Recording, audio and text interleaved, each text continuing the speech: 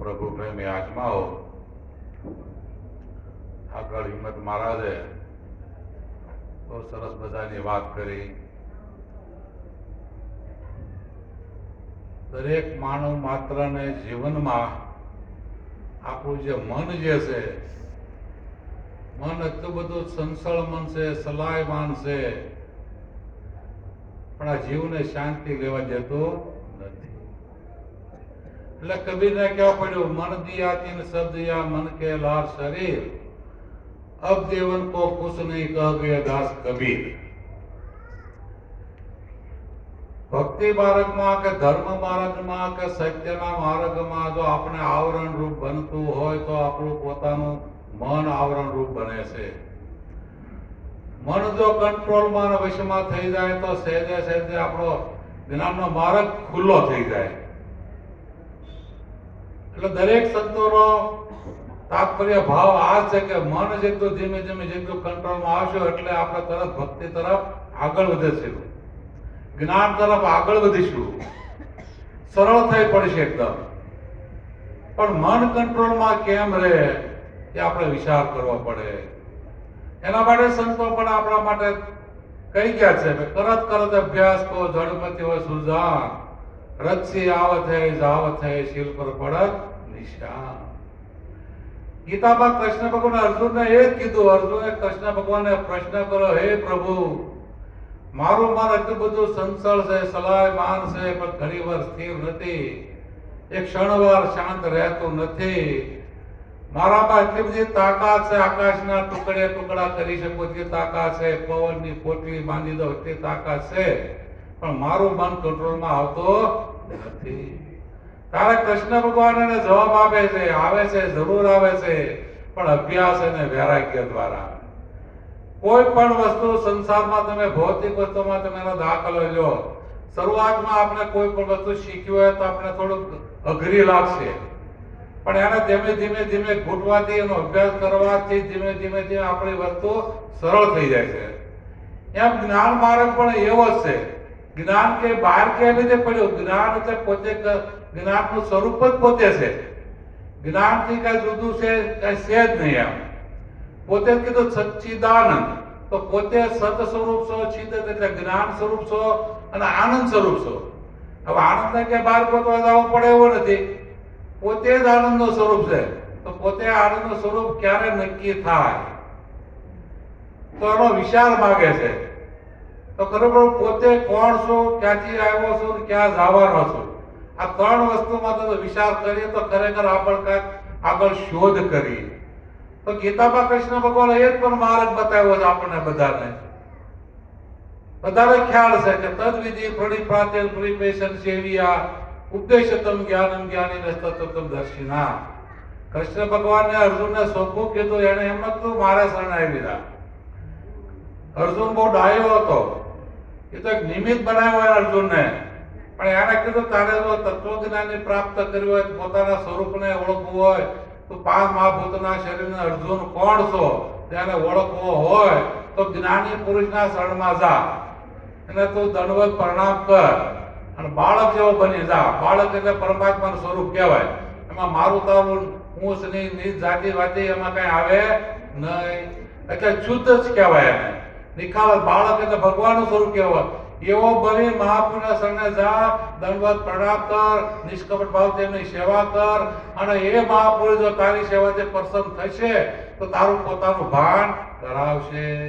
પાંચ મહાભૂતનું શરીર બધા જાણે છે, એમ આખું વિશ્વ પાંચ મહાભૂતનું જ બનેલું છે. પણ સટ્ટો નારાયણ સ્વરૂપ હોય તો આપણું શું છે? આત્મા તત્વ છે. એ આત્મા તત્વને લઈને આખું જગત સલાયમાન છે. આત્મા તત્વ ન તો કાંઈ સલાહ નથી. આત્મા તત્વ પાછું એવું છે, આવતું નથી, જાતું નથી, વારંવાર આપણે વાગોળી છે. આપણે આત્મા બધા આમાંથી બોડી પ્રાણ પંખીઓ જયારે ઉડી જાય ત્યારે ઘણા એમ કે આત્મા નીકળી ગયો. હવે બિચારા ખબર નથી કે બોલે છે, એનો આપણે અનુક્ષેપ કરવાનો, પણ આમાં પાંચ પ્રાણ જે મુખ્ય છે એ આમાંથી નીકળી જાય છે. એટલે પ્રાણવાયુ, અપાનવાયુ, વ્યાનવાયુ, ઉદાનવાયુ, સમાન વાયુ, પાંચ પ્રાણ પંખીઓમાં ઉડી જાય પછી બધી કોઈ ઇન્દ્રિયની કઈ હેસિયત રહેતી નથી. પ્રાણવાયુ કે મારે હવે ઘર બાંધેલું છે, આ ઘર જૂનું થઈ ગયું છે, 80-90 વર્ષનું થઈ ગયું, હવે બહુ મજા નથી, ગંદકી થઈ ગઈ છે, હવે મારે નવા ઘર બનાવી નવા ઘરમાં રહેવા જવું છે. કારણ કે પ્રાણને એને જૂનો તો થઈ જાય, પણ ગમે આપણે જૂના મકાનમાં ગમે તો નવી સોસાયટી કેટલું બહાર પડી ગયું બધું, બધા નવા મકાનમાં બધા ગમે છે, બધાને જૂનું મકાન પણ ગમતો નથી. તો પ્રાણવાયુની ઈચ્છા એમ થાય કે મારે ઘર બદલવું છે, તો 5 કર્મેન્દ્રિય 5 જ્ઞાનેન્દ્રિય 5 ઉપરાણ આ બધા મુઠ્ઠી વાળે આવે કે હાલો આપણે એને પણ હાંકતા થાવ. ઘરમાં મુખ્ય વ્યક્તિ હોય, બા બાપુ જે હોય એ ઘર બાર ખાલી કરે, છોકરા છે એમાં રહે કરા ગઈ, એ બા બાપુજીને હારવાડે જ હોય બધાય.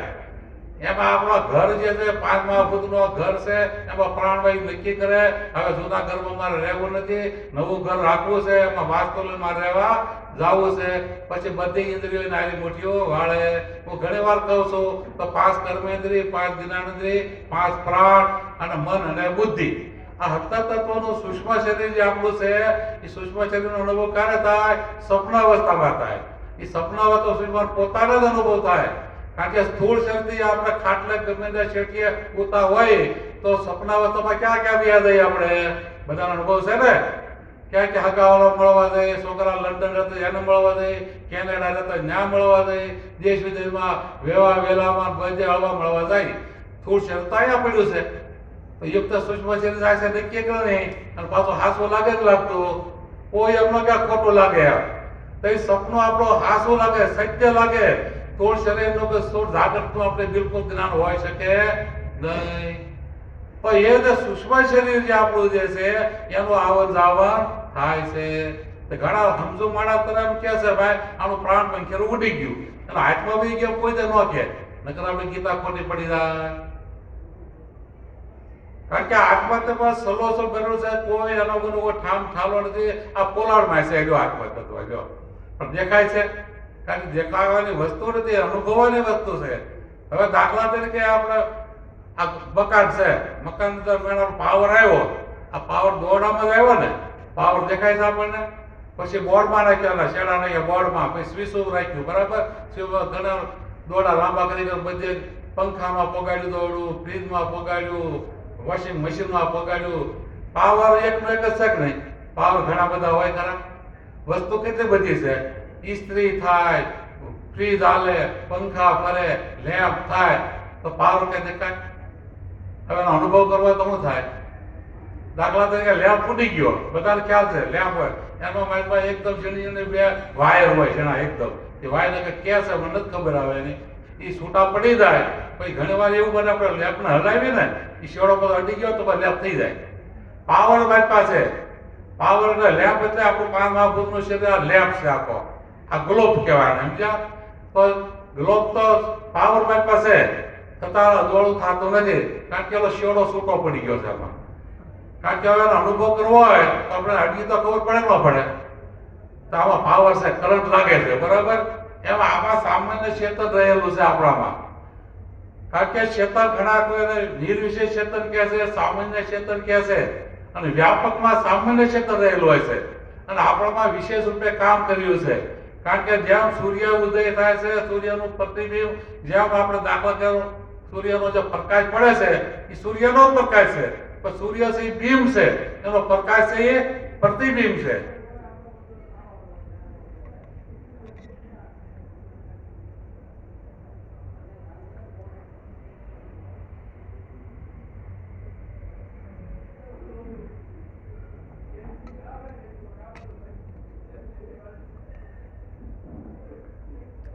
કહેવાનું તાત્પર્ય છે હું તો દરેકને હાથ જોડી નમ્ર વિનંતી કરું છું, આ પોતાને અનુભવ કરવા જેવું છે. હવે એ દાખલા દ્રષ્ટાંતમાં આપણે પકડવા નથી, પણ એના ઉપર આપણે સીધા સમજાઈ જાય.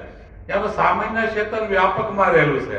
એના વગરની ગીતામાં શું કીધું? મારા વગરની કોઈના નાકાવા જગ્યા ખાલી નથી. હવે આ દાખલો બે એક નો બે, તો કોઈના નાકાવા જગ્યા પરમાત્મા વગરની ખાલી ન હોય તો આપણા હાડા તરફની કાયા છે. આમાં પરમાત્મા હોય કે ન હોય? અને બધા કહે છે કે બોલે ઈ ભગવાન, બોલે બીજો નહીં, ભીમો કે ભગવાન, શાતો ને વાંધે આંખ ને ભાળે કાન. આપણે આંખો આપણા કાનને જોઈ શકતી નથી, પણ દર્પણ રૂપી કોઈ ગુરુ મહારાજ જો મળી ગયા હોય, કોઈ મહાપુરુષ જો મળી ગયા હોય, કોઈ સારા સંતો જો મળી ગયા, એના શરણે જાય ને તો દર્પણમાં આપણે એમ કહે તારો ચહેરામાં તું જો, હવે દર્પણમાં માટી લાગી હોય તો આપણે શેરો શું દેખાય કરો?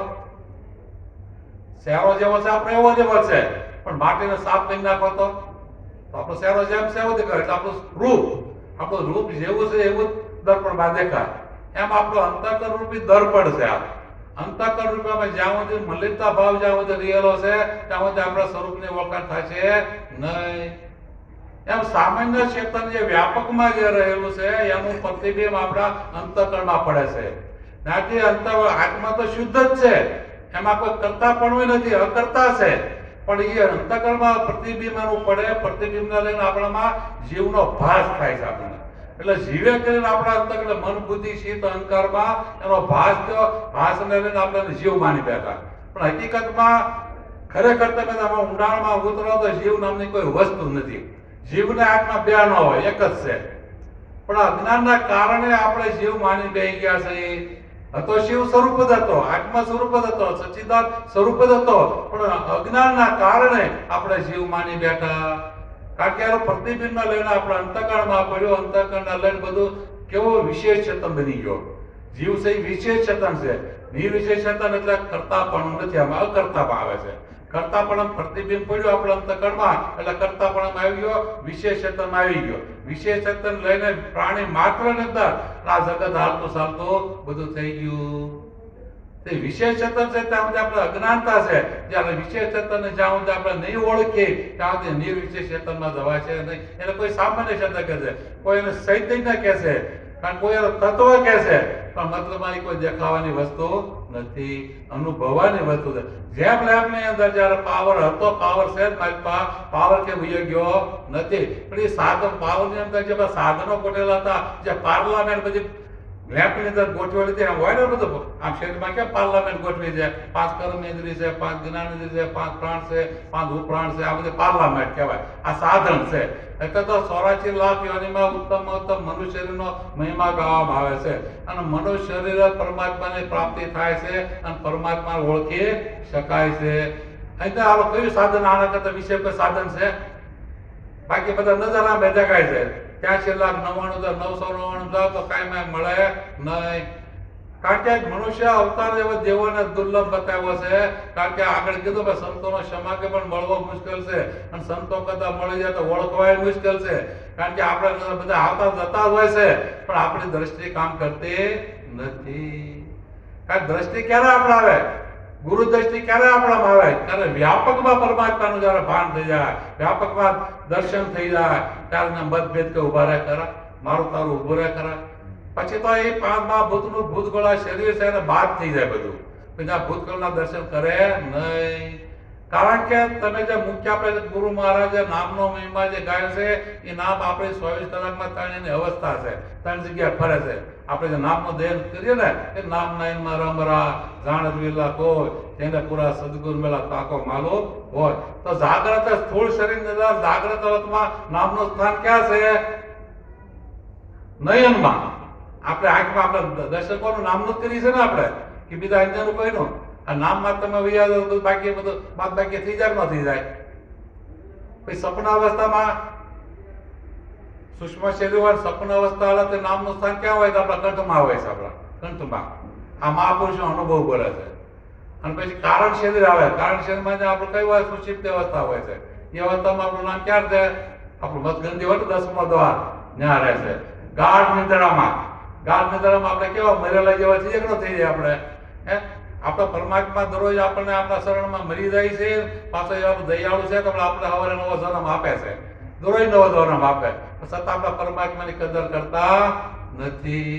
કારણ કે આત્મા તત્વ રૂપે તમે જોવાનો અનુભવ કરો, તમે ત્રીજી અવસ્થામાં વયા જાઓ, ગાઢ નિદ્રામાં વયા જાઓ, તો આપણા ઘરમાં કોઈ ચોરી કરીને વિજય ગયો તો ખબર રહેશે સવારે આપણને. ઘણા પ્રાણ આત્મા બોલાય, પ્રાણ આત્મા બોલાય તો પ્રાણ મુખ્ય છે નહીં. તો પ્રાણ મુખ્ય હોય તો સંતને સાખી ન લખી પડે.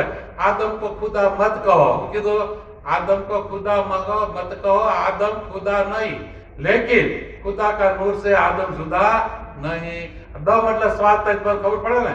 આમ તો બધા ડાયા છો બધા. આમ તો દમ કેટલા શ્વાસ થાય, બરાબર?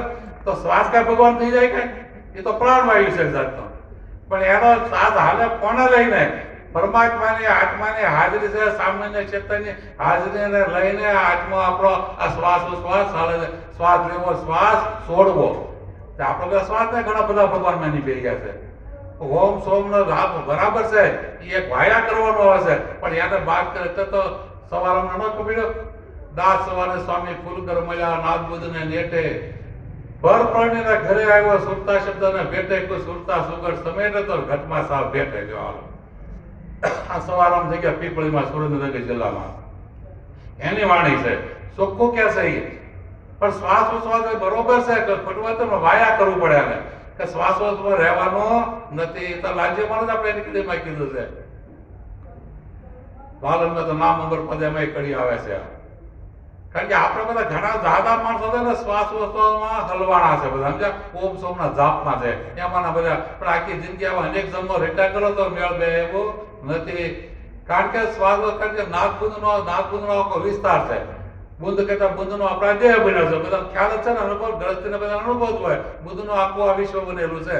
તો નાદ ક્યાં છે? શ્વાસોશ્વાસમાં જે નાદ બ્રહ્મ, જે શબ્દ બ્રહ્મ કહેવામાં આવે છે, એનું જે ભજન કરો અને એ જયારે છૂટી જાય ને તારું મૂળ તત્વનું જ્ઞાન થાય આપણને. તારું પોતે કરો તમારો ખ્યાલ આવે તો પોતે સચ્ચિદાનંદ સ્વરૂપ છે, આના સિવાય બીજો કોઈ છે નહીં એમ કે છે.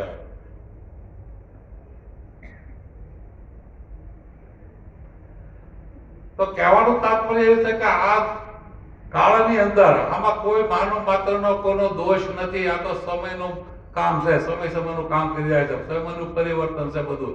એ તો કહેવાય ને અર્જુન હતા, અર્જુનની બેડા ભગવાન હતા ત્યારે અર્જુનની જીત થઈ બધી, બરાબર?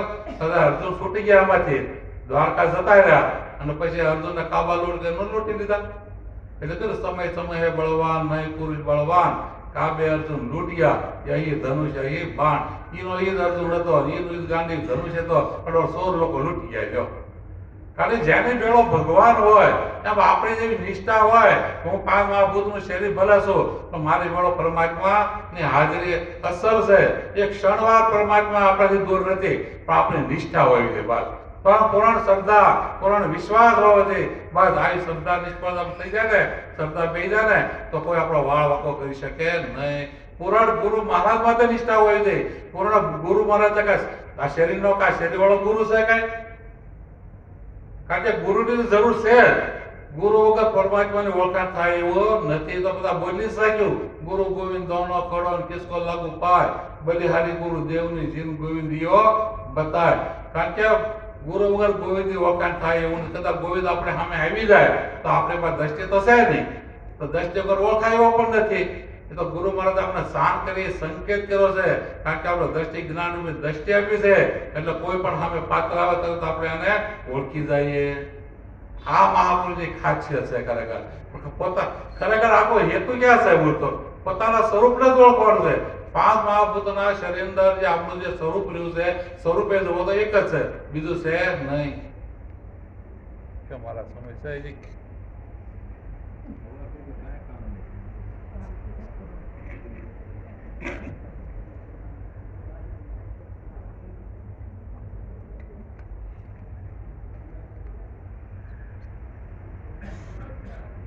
કારણ કે છેલ્લે તમે અંતમાં તમે જાઓ તો સ્વરૂપ સેવકાય સૈનિક આ બધા બે પણ બધું મટી જાય છે.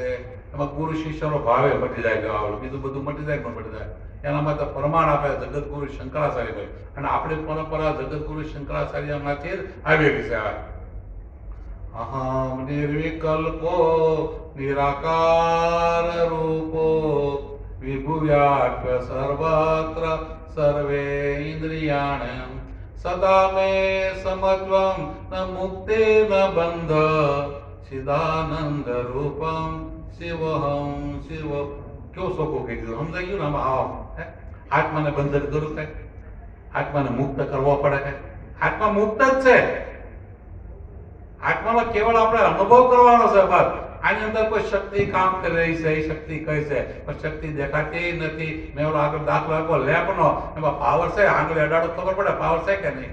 પાવર દેખાતો નથી. એમાં આત્મા દેખાતો નથી, પણ આત્માનો અનુભવ તો થઈ રહ્યો છે કે નહીં? હવે એ આત્માને હાજરી આપણી ભેગી ન હોય તો આપણે બધા ક્યાં બેઠા ન હોય. આંખથી જોઈ ન શકતા હોય, કાનથી સાંભળી ન શકતા હોય, નાકથી સારી મળી ગંધ ન લઈ શકતા હોય, જીભથી સ્વાદ ન લઈ શકતા હોય, સાંભળીનો સ્પર્શ વિષય છે એ ન લઈ શકતા હોય, તો આપણે આ અનુભવ નથી થતો. આત્માની હાજરી છે તો નક્કી જ છે 100%. કોઈ એમ ન કહીએ આત્માની હાજરી નથી, પણ આપણે જાણમાં નથી, આપણે અજ્ઞાન લઈને એને જાણતા નથી, ઓળખતા નથી, એટલે આપણે એમ કે આત્મા કઈ જુદો છે, જુદો છે, જુદો છે. પણ આત્મા કઈ જુદો નથી, અને આત્મા પાછો વ્યાપકમાં એક જ છે. આખા વિશ્વની અંદર વ્યાપક તત્વ પરમાત્માનું એક જ છે, બીજું છે નહીં. બીજું બધું હોય તો શું છે? ભૌતિક વિલાસો છે બધા, બસ. અનેક પ્રકારના શરીરો છે, પણ અનેક પ્રકારના શરીરની અંદર તત્વ રૂપે જે પોતાના નિસ્વરૂપની જે વાત કરી છે, સ્વ સ્વરૂપની જે વાતો કરી છે, એ તો એક જ છે. ગુરુ ગુણાતીત સેવતા તે તયા તદવત રૂપ જો એવા તે ગુણ એમાં આવ્યા તે સદગુરુ તુલ્ય સ્વરૂપ જો. ચોખ્ખું કીધું નહીં, ટેલવાની વાણી છે આ. ગુરુ ગુણાતીત સેવતા થયા તદવત. તદવત કરતા બધા એક રૂપ થાય ને બે પૂર્ણ રહેતો નથી. કારણ કે આપણે પણ ગુરુ મહારાજ મહાપુરુષો રાજ જેવા સત્સંગ ભજન સંતોનો સમાગમ કરવો જરૂર છે, નકર આમાં કાટ લાગી જાય છે. વધારે ખ્યાલ છે 5 અઠવાડિયું 15 માતા બેન પિયરમાં મળવા ગયા તો ઘર કેવું થઈ જાય? ગુરધાણી નથી જતું, કેવા બાવા વળી જાય કે માતા બેન અઠવાડિયું સાફ કરતા થાય પાછું. એમાં આપણું ઘર નથી, આ બધું ઘર છે, આમાં કાટ લાગતા વાર ન લાગે. પણ સતત આનો ઘસારો હોવો જોઈએ. ઘસારો એટલે સંતોનો સમાગમમાં જવું અને શરણોનો સાનિધ્યમાં રહેવું પડે, અને સતત જ્ઞાનની વાત થવી પડે. જ્ઞાનની તમે જેટલું જ્ઞાનમાં તમે રહેશો ને તો આનું કઈ તળિયું આવે એવું નથી. પોતે પોતાની જ ખોજ કરવાની છે, બસ. 5 મહાપુત્રોના શરીરની અંદર આ બોલી રહ્યો કોણ છે, બસ એને મારે ખોજ કરવી છે. અને સૂક્ષ્મમાં સૂક્ષ્માતીત બની અને અંતર્મુખ થાય અને ખરેખર પણ મતલબમાં જે આવરણો જે છે, આવરણો જ્યાં સુધી દૂર નહીં થાય ત્યાં સુધી આપણે વાતો કરશું, પણ અનુભવ થાય નહીં. કારણ કે સ્વરૂપની ઓળખાણ કરી કોઈ નાની હોની વાતે નથી પાછી. પહેલા પડતા તો મેં આપણા દેહ દશા લાગુ પર દેહ દશા છૂટે છે. પડતા તો તમે જો 5 જ્ઞાની એટલે બધાને ખબર છે ને, પણ હું ઘણી વાર વાત કરું. 5 જ્ઞાની 5 વિષયો કેટલા સુધી ચાલો જો 5 ગણા કાઢે. આંખનો વિષય શું છે? રૂપ જોવું.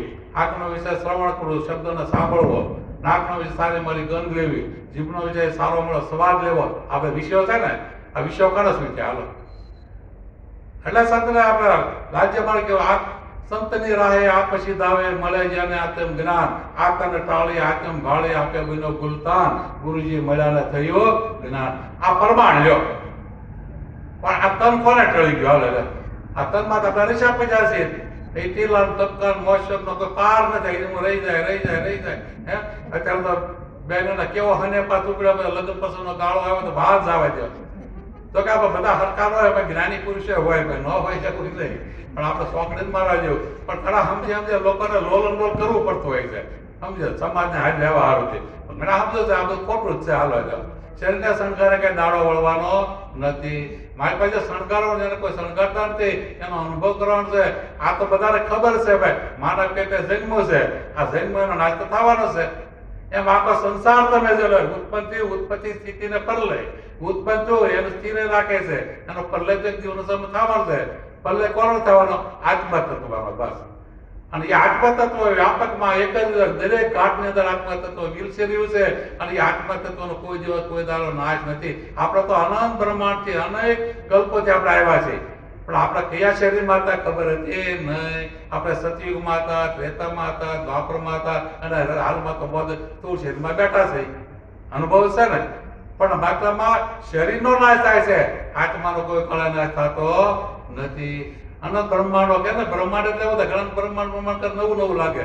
બ્રહ્માંડ તો એક જીવ છે ને, એક શરીર અને બ્રહ્માંડ કહેવાય. તો શાસ્ત્રનું પ્રમાણ આપે છે. અને કોઈનો આના અનુભવ કરવા તો શાસ્ત્રમાં લખેલું છે. જેવા કે તેવા કોઈ ભગવાન વેદવ્યાસ જેવા શંકરાચાર્ય મહારાજ આવા એના પ્રમાણો આપેલા છે બધા. એને બધો અનુભવ તો કર્યો છે ને. નકર આમ બ્રહ્માંડ તમે કહો તો આપણે એક બ્રહ્માંડમાં આટો જ માર્યો છે. હે કેટલા તો આપણા ભારત દેશની બહાર ન ગયા હોય. આ બ્રહ્માંડ તમે બધું એટલે એવું શાસ્ત્ર કે એક જીવ એટલે એક બ્રહ્માંડ કહેવાય. એમાં અનંત બ્રહ્માંડ ક્યારે થાય? એને અગણિત ગણાયને એકતા બ્રહ્માંડો કહેવાય. હવે દાખલા તરીકે ટૂંકો છેલ્લો મુદ્દો કાપી દો. બરાબર, આપણા શરીરની અંદર પેલો તાવ આવી જાય ને, એટલે બેક્ટેરિયા વાળા શ્વેતકણ ને લાલ કણ એ કેટલા હોય હાલે? ડોક્ટરો ગણી નો કે હજારો કણ લાખો કણ હોય ને એ પછી બાટલા લોહીના કણ સડાવે છે ને તારે. હવે એ કણ જે છે ને એક એક કણ એ બ્રહ્માંડ હશે. લ્યો હાલો હમણાં પાર આવે એવું કરું. એટલે કહેવાનું તાત્પર્ય એમ છે, આપણું માનવ શરીર મળ્યું છે, ગુરુનું શરણ મળ્યું છે, ગુરુના સાનિધ્યમાં રહે આનંદ કરવાનો છે બસ.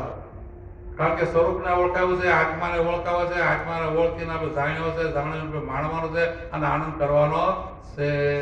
ગુરુ ગમતિયા ભેદ ટળ્યો છે, લાલન કહે ગુણ ગાવું રે, અલગ નિરંજન એક હે આત્મા, હૃદય કમળ શીત સાહુ રે, એક તું પુરાણ બ્રહ્મ નિજય અખંડિત આત્મા, સતચિત આનંદ રૂપ તારું પૂરણ સો